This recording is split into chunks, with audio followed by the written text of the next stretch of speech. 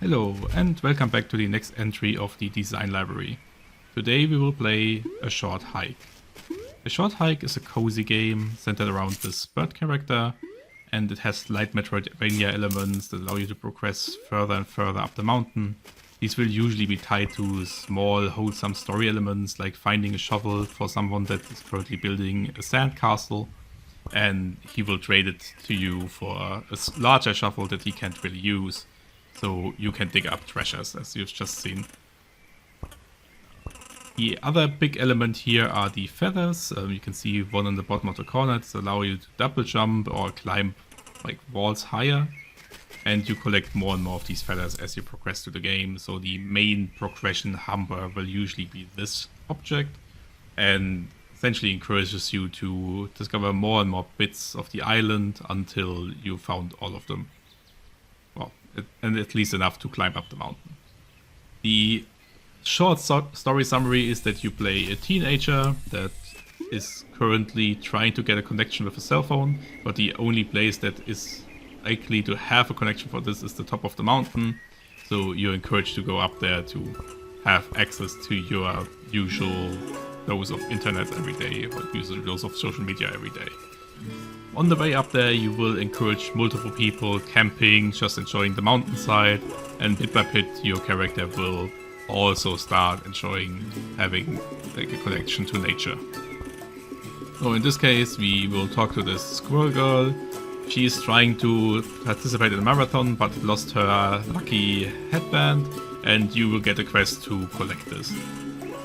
And many of the quest systems in the games will be like that, where you get a short dialogue for someone and you're supposed to do some type of service for them.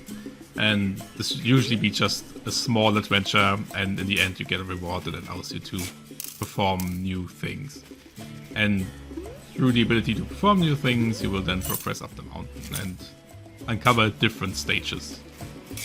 So in this case we will talk to this turtle person, and the turtle person will give us his headband, even though it's not the one that the other person is looking for, but in a wholesome way we tell them that this person would have sacrificed the headband for her, and we'll pass it on, and she will be happy that she gets that, even though it's not really her headband. We'll quickly talk a bit about the design on their dialogue systems from a visual standpoint. They have a scaling element that wobbles every time a new sentence appears. They have every letter pop in piece by piece, and there's a sound effect that just speeds up as the letters appear. This is just really good feedback for a simple way of showing text-based informations.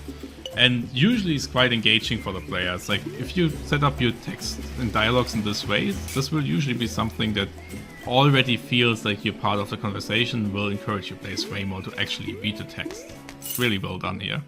Also, separating text into smaller sections will help a lot here.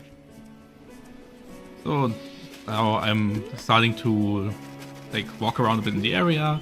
A really interesting part is that you can play a lot with elevation in this game, so thinking about where you can go up and if this allows you to glide somewhere else is a cool element, where this game essentially encourages you to discover higher and higher places, and then if you had lower places that required you to do something specific to reach them, you can frequently skip whatever these challenges were simply by gliding down from the higher place, because you can effectively glide forever as long as it's not too high, or if it's far low enough so you can reach it. And this allows the player to reach really a lot of different places from higher places. So if you remember, for example, this golden coin, it's probably not worth it.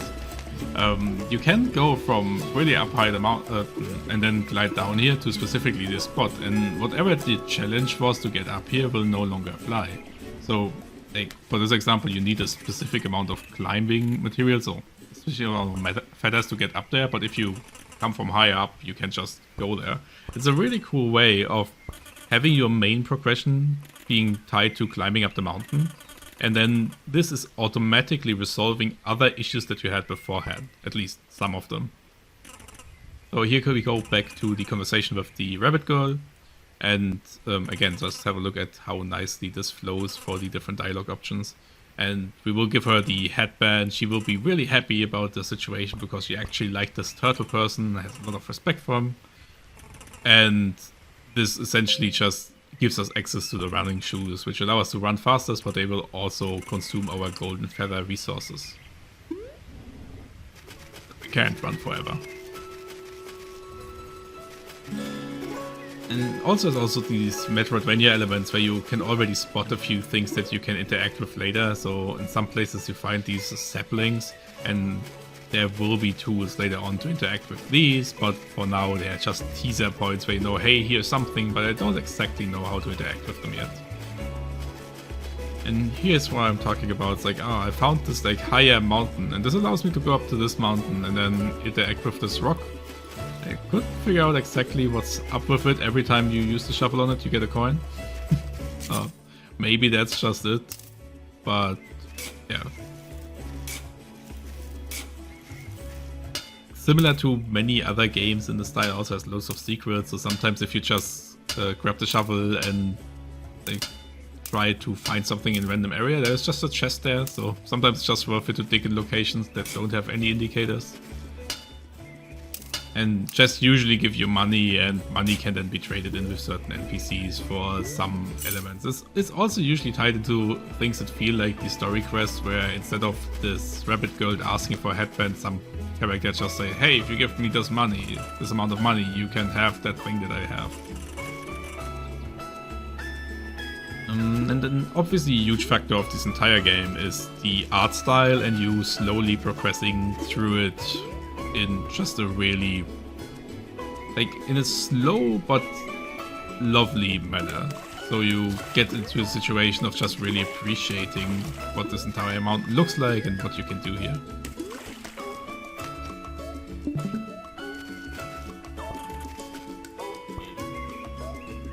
This is also like a good place to showcase how they just did voices. So if you don't have the budget to create proper voice acting in your game, here just have different sounds for the different voices in repetition, and this will feel like different characters talking in different situations. Really good and cheap way of having like something that feels real with low effort. So we now start this fishing minigame, and this is also where the game comes down. Here, interesting to note, the character here is talking about patience and that we sometimes should just calm down to do something. And this is the same time in the game where the music stops. So this will also take a few elements from the player, where you usually have this like constant motivation factor of music, just like puts it down, just has nature noises in the background. So it will stretch patience for the player as well, but it's also really calming. It creates this motion that you would have when actively going out in nature and doing something calming.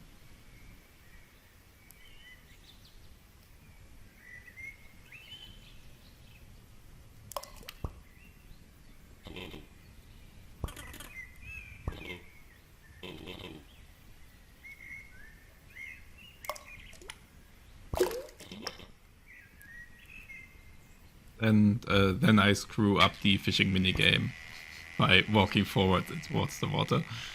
But yeah, sometimes you can't always be calm while you do something.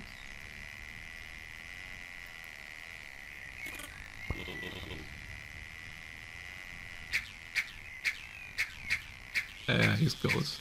Oops. And what's a really cool factor about the game is that the game frequently acts and interacts with how you do something. So if you would have like properly caught a fish here, and this guy would have congratulated you and a good job, but me screwing this up has this like alternative timeline where it just like says, hey, interesting technique, really well done. There will be a different section later on where you're supposed to climb a tower with like a group of people that just climb things, like climbing competition, or like more of like a group of people that like climbing. And if you fly up there, they will call you out on it. So this element of having some reaction of NPCs, I don't think you need a lot of that, but some reaction in NPCs to react to whatever the player has been doing is really strong to generate a sense of agency in a game, so it feels like the game really plays with whatever you're doing. and in turns it feels like you're actively engaging with the game. There's a quick look at the inventory system. You can have like loads of different things equipped in your hand. I just had the fishing rod, now I have the stick, which can punch things, I guess. You can also, what we have already seen, have the shovel to just burrow in different locations to see if you can find something. And obviously there are like loads of marked spots as well where, burrow here to get something or get some coins. We now join this group of running enthusiasts and go further up the mountain. We put a little bit of focus here on finding the actual peak.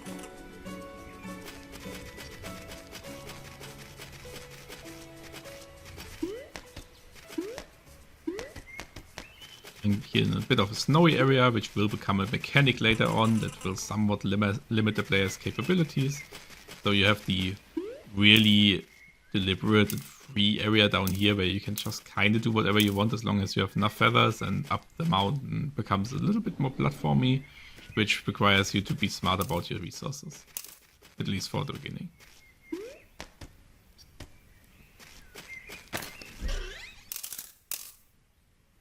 So something like a difficult, it's not difficult, but an interesting minigame here. So they give you this bucket in a moment. And you can fill the bucket with water and then bring it somewhere else. But here the bird already reacts to this and says, hey, if I am carrying water, I can't glide. So another thing that this game takes advantage of, and something that you frequently see in Metroidvania style games, is to introduce a mechanic or a state that reduces the player's previous capabilities. This is a really good way of giving the player a powerful movement option, for example, in this case the gliding, while still allowing for interesting quest elements where you encourage the player to not engage with these movement options and come up with a solution a different way. So if gliding says, hey, you can go anywhere at any time, removing these abilities now makes the player rethink about how to actually get places. Shouldn't do this all the time because this will probably not feel super great if you constantly engage with that. But every once in a while you can put quite a spin on your game by just removing an option that the player previously had.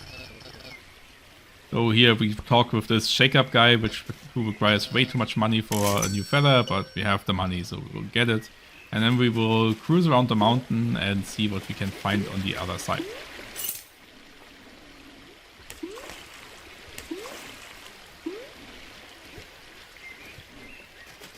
More money, and then we can go up the mountain here, but this is where we see the mechanic that I was talking about previously. This cold element will freeze our feathers, so it will remove our ability to climb higher unless we can somehow disable this mechanic or just have enough feathers so we can go along. And then we try to climb up here, but ultimately fail, and we find this shield, which conveniently tells us, hey, we need at least that much in terms of resources to get up here. And since our original goal was to get up the mountain, this sign effectively gives us our next one is, hey, explore the world until you find at least 7 feathers, and then you can continue. And this goes from okay, here goes strictly to this one goal, which is a really good introduction for a game, towards hey, you have done the one thing now, you've like found some familiarity with our project. Now explore the world. I would really encourage everyone that creates an open worldy game to have something like this. Give the player a starting mission that just goes to one location, but give the player a little bit of freedom in how they get there so they can already see what the world does. And then once they reach the halfway point for this objective, give them a new objective to like think about where to go. So they can now really explore the world, but they still have the overall goal that they had in the beginning. Is they go up the mountain. Okay, you had the halfway point up the mountains, you can't go on. Now explore the world, but you still have the goal from before that. This really sets up a situation where it's easy for the player to understand what goals they have, but at the same time makes it so that you introduce your main feature, which is just exploring the world and see what and being able to see what you find. By not removing this objective, we continue to encourage the player to just keep going, like you haven't actually done it yet, so might as well try a little bit longer, right? And at the same time, it becomes also way easier for the player to remember because it's still the same thing. It just has new parameters now that you have to complete before you can actually do it. So yeah, here we will talk with the character again, and in real wholesome fashion, she decides that she don't need this luck from the headband because, hey, she is really a good runner and she can do this by herself. And with this, I would say I will leave the game on for another 5 minutes to show you a few things, but I will tag out here and allow you to just keep looking if you're interested. Have a good one, and if you have any questions or titles that you would recommend, please put it in the comments so I know what games people would be interested in. But I will just keep on with indie gems or games that people should know from a design perspective, so like things that do something really interesting from a design perspective, or just titles that I frequently refer to. But I'm open for suggestions here. Would be really cool to have just a bit of variety with all of that. Have a good one, and we will see each other in the next video.